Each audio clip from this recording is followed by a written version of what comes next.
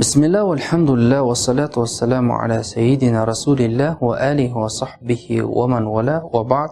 Ассаламу алейкум ва рахматуллахи ва баракатуху. Тарауих намазының артықшылығы қандай? Тарауих Рамазан айының түндерінде оқылатын намаздың бірі. Негізгі мағынасы тынығу, демалу дегенді білдіреді. Өйткені ол ұзақ уақыт орындалғандықтан 2 немесе 4 ракағат оқыған сайын тынығу үшін айтылған. Тарауих намазының үкімі сүннат муаккада, яғни бекітілген сүннет. Өткені пайғамбарымыз саллаллаху алейхи вассалам оны Рамазанның кейбір түндерінде орындап, кейін орындамаған.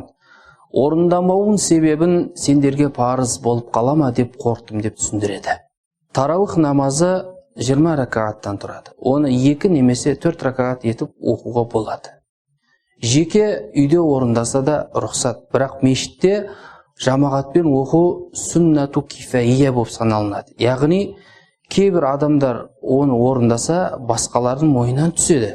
Бірақ бір ауыл оны орындамаса, онда барлығы күнәһар болады. Тарауих намазы құптан намазынан кейін, яғни құптан намазының парызын, сүннетін оқып, соңынан тарауих намазын оқиды да, артынан өтір намазын жамағатпен орындайды. Өтір намазы тек осы Рамазан айында ғана жамағатпен оқылады.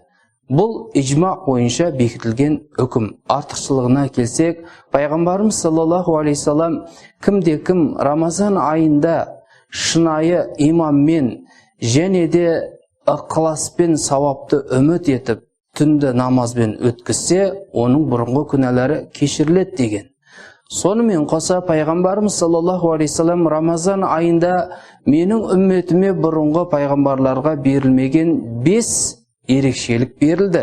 Соның бірі ретінде Рамазанның алғашқы түні келгенде Алла субхану ва таала пенделеріне рахметімен қарайды. Кімге Алла субхану ва таала рахметімен қараса, оны ешқашан азаптамайды делінген.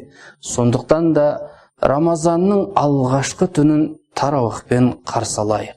Уассалаллаху та'ала аля хайр халқихи Мухаммадин ва аля алихи ва асхабихи ажмаин. Ассаламу алейкум ва рахматуллахи ва баракатуху.